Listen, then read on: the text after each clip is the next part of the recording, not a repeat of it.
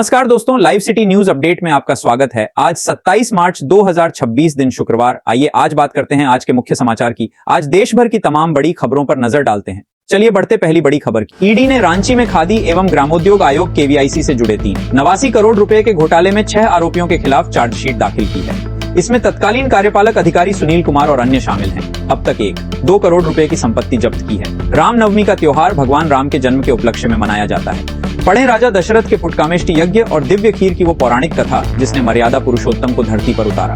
भाजपा प्रवक्ता गिरधारी लाल रैना ने उपराज्यपाल मनोज सिन्हा से श्री अमरनाथ जी श्राइन बोर्ड की कार्यप्रणाली में पारदर्शिता और जवाबदेही लाने का आग्रह किया है।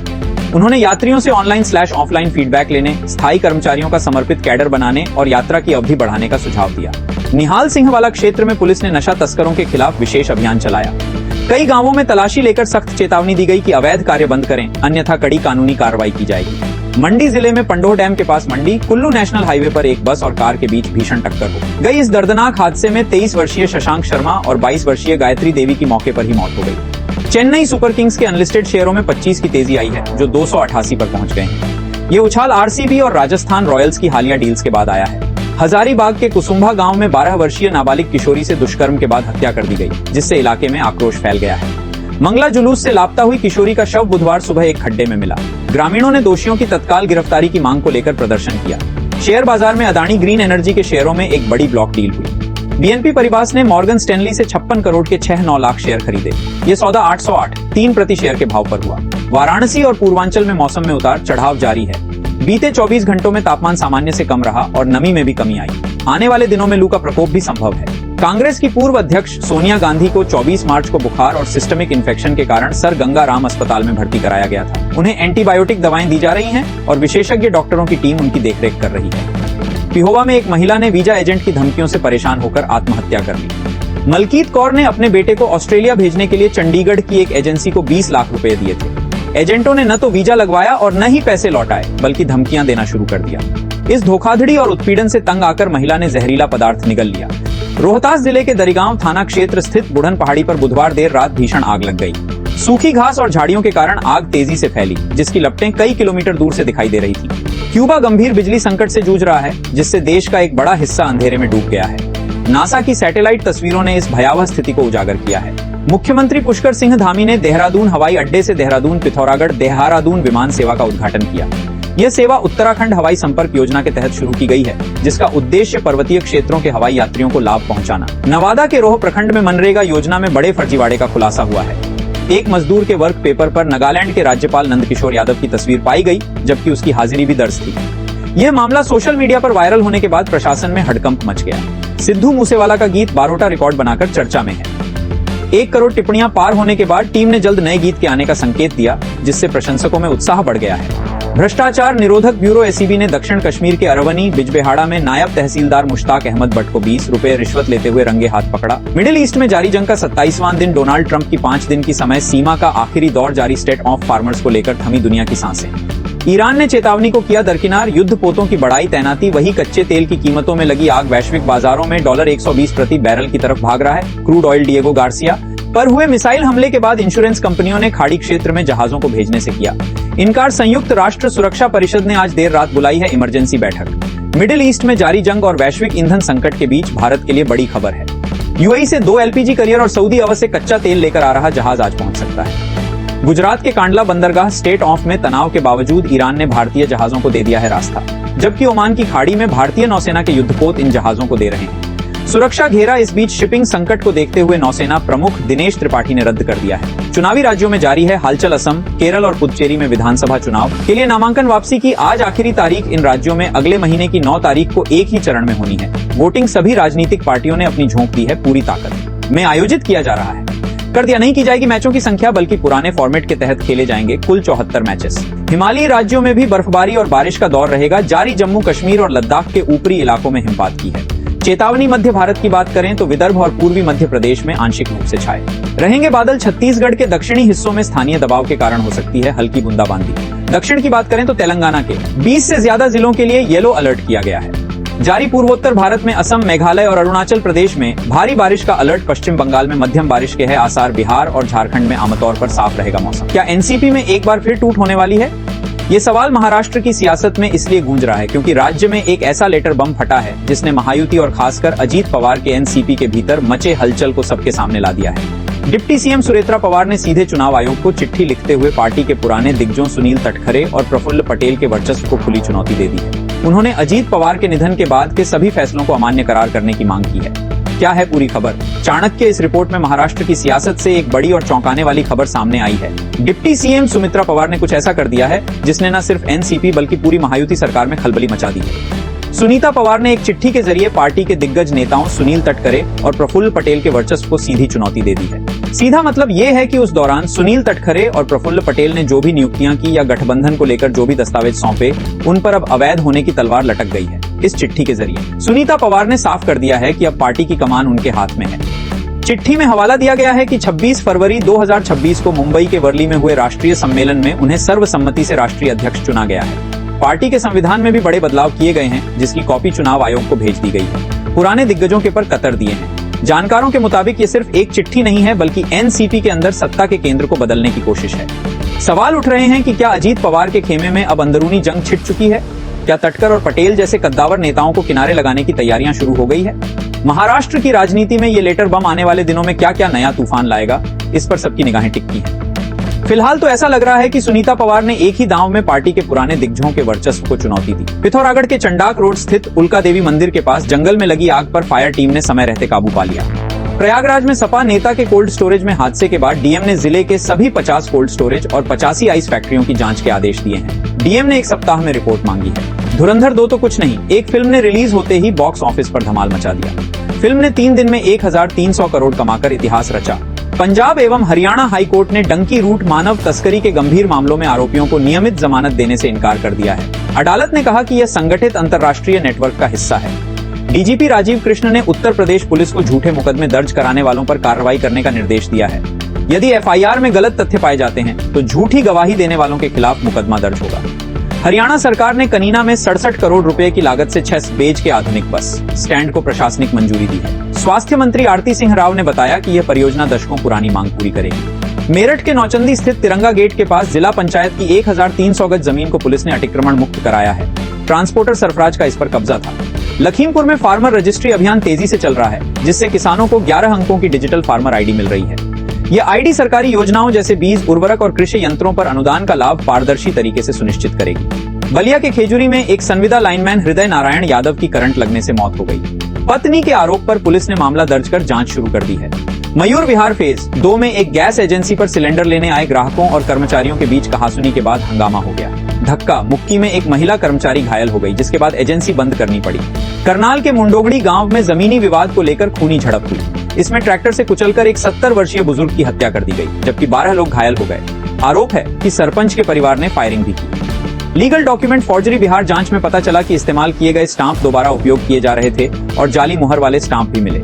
जिला विधिज्ञ संघ के सचिव ने नगर थाना में प्राथमिकी दर्ज कराई है। लोनी बॉर्डर थाना पुलिस ने साहिबाबाद में नकली नोटों के 3 सप्लायरों को गिरफ्तार किया है। उनके पास से 17 लाख रुपए के 500 के नकली नोट बरामद हुए। माना जा रहा है कि यह कारोबार तिहाड़ जेल से संचालित हो रहा था और इसके तार बांग्लादेश से भी जुड़े हैं। मेरठ के हापुड़ अड्डा पर भीषण जाम की समस्या बनी हुई है। सड़क पर 8 फीट तक अतिक्रमण, ई रिक्शा और ऑटो की अवैध पार्किंग से वाहनों का निकलना मुश्किल हो गया है।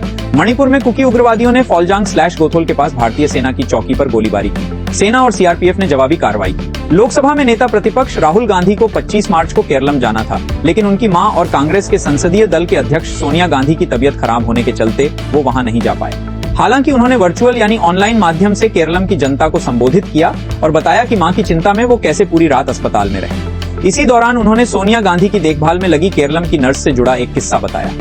गांधी पिछले 2 दिनों से दिल्ली के सरगंगा राम अस्पताल में भर्ती है। मां की तबीयत खराब होने के चलते नेता प्रतिपक्ष राहुल गांधी ने ना तो सरकार की तरफ से बुलाई गई ऑल पार्टी मीटिंग में शामिल हुए और न ही चुनावी अभियान की शुरुआत करने के लिए अपने केरलम दौरे पर पहुंच पाई। हालांकि ऑनलाइन माध्यम से राहुल गांधी ने केरलम की जनता को संबोधित किया। राहुल ने बताया कि वो कैसे अपनी मां की चिंता में पूरी रात अस्पताल में रहे। छोटे से सोफे पर सो रहा था और किसी भी बेटे की तरह मैं अपनी मां की सेहत को लेकर बेहद चिंतित था। वीडियो कॉन्फ्रेंसिंग के जरिए केरलम की जनता को संबोधित करते हुए राहुल गांधी ने बताया कि कैसे अस्पताल में केरलम की एक महिला नर्स ने सोनिया गांधी का ध्यान रखा। इसीलिए मैंने उनके साथ ही रहने का फैसला किया। मुझे पता है कि केरल के लोग इस बात को समझेंगे। उन्होंने आगे कहा कि पूरी रात मुझे सिर्फ एक बात से तसल्ली मिली। मुझे केरल की एक नर्स से तसल्ली मिली जो हर घंटे आकर मेरी माँ की जांच करती थी। हर घंटे वो आती थी, मेरी माँ की जांच करती थी, मुस्कुराती थी, मेरी माँ का हाथ थामती थी और मैं मन ही मन में सोच रहा था कि केरल की नर्सों ने कितने बेटों, बेटियों, भाइयों और बहनों को उनके मुश्किल पलों में सहारा दिया होगा। सवेरे मैंने उससे पूछा कि क्या तुम रात को सोती हो या फिर पूरी रात काम करती हो, और उसने कहा नहीं, मैं रात को नहीं सोती, मैं पूरी रात काम करती हूँ। उन्होंने आगे कहा कि जो पूरी दुनिया सो रही होती है तब केरलम की महिलाएं न सिर्फ केरल में बल्कि दिल्ली में देश के बाकी हिस्सों और दुनिया भर में लोगों को सहारा दे रही होती है, लोगों का हाथ थाम रही होती है और उन्हें आराम पहुंचा रही होती है। यही नहीं, इस दौरान राहुल गांधी ने बीजेपी और सत्तारूढ़ एलडीएफ पर भी निशाना साधा, मिलीभगत का आरोप लगाया और कहा कि केरलम में एलडीएफ की नीतियों और भाजपा की नीतियों में कोई फर्क नहीं किया जा सकता। उन्होंने दावा किया कि दोनों ही पार्टियां ये नहीं मानती है कि वो केरलम की जनता के प्रति जवाबदेह है।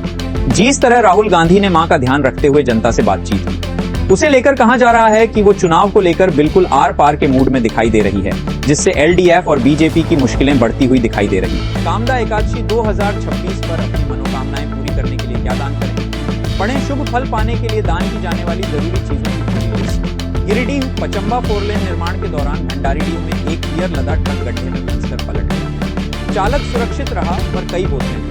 मुख्यमंत्री नीतीश कुमार ने पटना में समृद्धि यात्रा का समापन किया। उन्होंने 56 करोड़ की 373 विकास परियोजनाओं का उद्घाटन व शिलान्यास किया, जिनमें जीविका समूहों को ऋण और आयुष्मान कार्ड शामिल हैं। Audi ईसाटेक्स इलेक्ट्रिक एसयूवी Audi ने सेग कंपनी के साथ मिलकर एक नया सब ब्रांड बनाया है जो खास तौर पर चीन के बाजार के लिए। इस ब्रांड के तहत ईसाटेक्स इलेक्ट्रिक एसयूवी से पर्दा उठाया। धोखाधड़ी के मामले में पूर्व नगर पंचायत अध्यक्ष अमेठी चंद्रमा देवी को जेल भेज दिया गया। प्रभारी जिला जज की अदालत ने यह फैसला सुनाया। मध्य प्रदेश हाई कोर्ट की ग्वालियर खंडपीठ ने पति पत्नी के बीच यौन संबंधों को लेकर महत्वपूर्ण फैसला सुनाया है। कोर्ट ने कहा कि वैवाहिक संबंधों में यौन क्रियाएं भारतीय दंड संहिता की धारा 377 के तहत अपराध नहीं मानी जाएंगी। मध्य प्रदेश के श्योपुर जिले में लोग 5 करोड़ रुपए के बाढ़ राहत घोटाले की मुख्य आरोपी तत्कालीन तहसीलदार अमिता सिंह तोमर को ग्वालियर से गिरफ्तार कर लिया गया है। कौन बनेगा करोड़पति में 50 लाख रुपए जीतने वाली अमिता पर फर्जी खातों में पैसे ट्रांसफर करने का आरोप है। सुप्रीम कोर्ट से जमानत याचिका खारिज होने के बाद उन्हें पद से हटाया गया था। अब उन्हें शिवपुरी जेल भेज दिया गया है।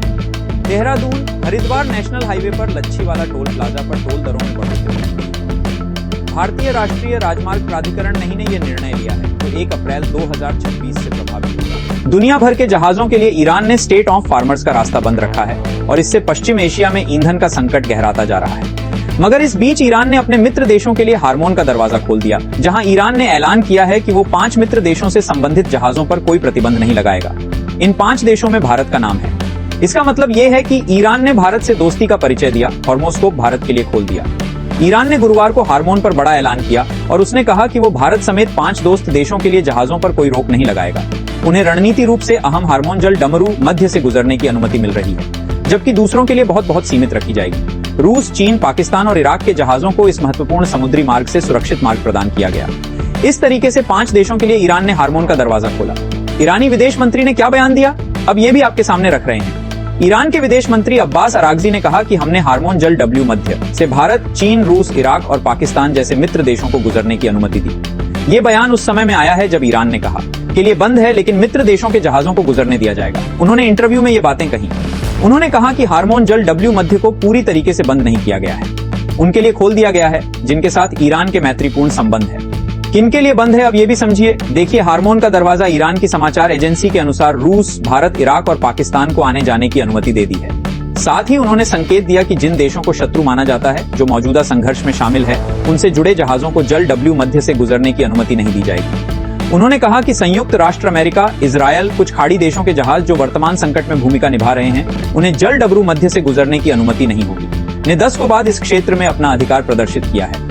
उन्होंने कहा कि जब ईरान ने शुरू में हार्मोन जल डमरू मध्य की आंशिक नाकाबंदी की घोषणा की थी तो कई पर्यवेक्षकों ने इसे एक दिखावा मानकर खारिज किया था। क्यों अहम है जल डमरू मध्य, ये भी समझिए। देखिए, स्टेट ऑफ फॉर्मल्स दुनिया की तेल और गैस सप्लाई के लिए एक बड़े हिस्से के लिए मुख्य ट्रांजिट रूट है। इसमें कोई भी रुकावट कीमतों पर उतार चढ़ाव और सप्लाई की चिंताओं का सीधा कारण बनती है। अहम है क्योंकि इसी रास्ते से अधिकतर तेल और गैस आती है। हार्मोन का खुलना भारत के लिए बहुत बड़ी राहत है।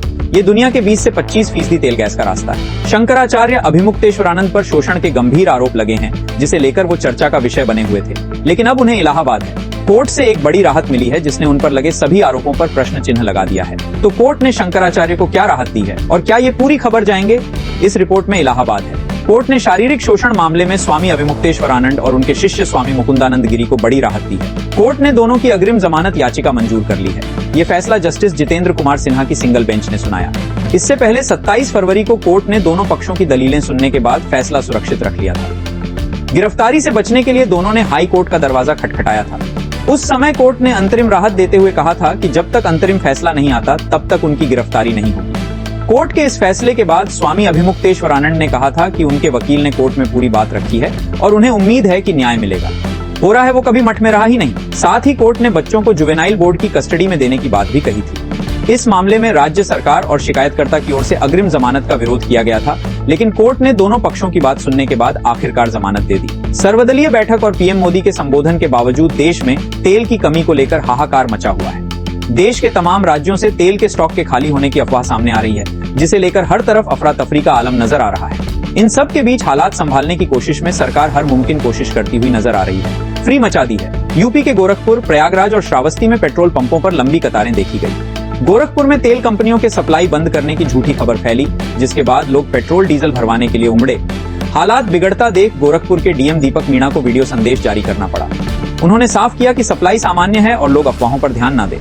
वहीं श्रावस्ती के डीएम अश्विनी कुमार ने जमाखोरी रोकने के लिए सख्त निर्देश दिए हैं। अब वहां दी गई है। नियमों का उल्लंघन करने वाले पंपों पर कार्रवाई की चेतावनी दी गई है। गौर करने वाली बात यह है कि ऐसे हालात सिर्फ यूपी तक सीमित नहीं है, बल्कि गुजरात, असम, मध्य प्रदेश, बिहार और तमिलनाडु सहित कई राज्यों में यही आलम है। असम के जोरहाट में पंप मालिकों का कहना है कि स्टॉक पर्याप्त है, लेकिन ग्राहक सुनने को तैयार नहीं है। जम्मू कश्मीर और तेलंगाना में भी लोग घबराहट में गाड़ियों की टंकी फुल रख रहे हैं। 3 घंटे से घटाकर 1 घंटा करने की तैयारी में है। सरकार का मानना है कि वायरल कंटेंट को रोकने के लिए ये कदम जरूरी है। गृह मंत्रालय के सहयोग पोर्टल के जरिए भी अवैध सामग्री पर नजर रखी जा रही है। हैरानी की बात यह है कि प्रधानमंत्री मोदी के संबोधन और सरकार के आश्वासनों के बावजूद जनता में अविश्वास कायम है। सर्वदलीय बैठक और आधिकारिक बयानों के बाद भी जमीन पर फैली ये अव्यवस्था सरकार की फिलहाल प्रशासन के लिए सबसे बड़ी चुनौती तेल की कमी नहीं, बल्कि लोगों के मन से डर निकालने का है। आंध्र प्रदेश में भयानक हादसा हुआ है, जहां यात्रियों से भरी बस और रेत से लदे डंपर की टक्कर हो गई। हादसा इतना भयंकर था कि 13 लोग जिंदा झुलस गए। घायलों में कईयों की हालत नाजुक बनी हुई है। आंध्र प्रदेश के मुकरमपुर का रूह कपा देने वाला इमंजर, जहां एक बस और डंपर के बीच भीषण टक्कर के बाद चीख पुकार मच गई। बस और डंपर दोनों आंख के गोले में तब्दील हो गए। दूर दूर तक धुएं का गुबार फैल गया। ये दर्दनाक हादसा उस वक्त हुआ जब जगत्याल से विंजामूर की तरफ जा रही थी। तभी रास्ते में उसकी टक्कर सामने से आ रहे डंपर से हो गई, जिससे किसी को भी संभलने का मौका नहीं मिला। 13 यात्री तो जिंदा झुलस गए। कुछ की वजह से बस की पीछे की सीट पर बैठे लोग फंस गए। जैसे ही हादसे के बारे में पता चला, वैसे ही आसपास के लोग मौके पर जुटने लगे। चीख पुकार सुनकर लोग मदद के लिए आगे आए, लेकिन आग की लपटें दूर दूर तक इस कदर फैली हुई थी कि बचाव कार्य में काफी मुश्किलों का सामना करना पड़ा। बताया जा रहा है कि डंपर रेत से लदा हुआ था।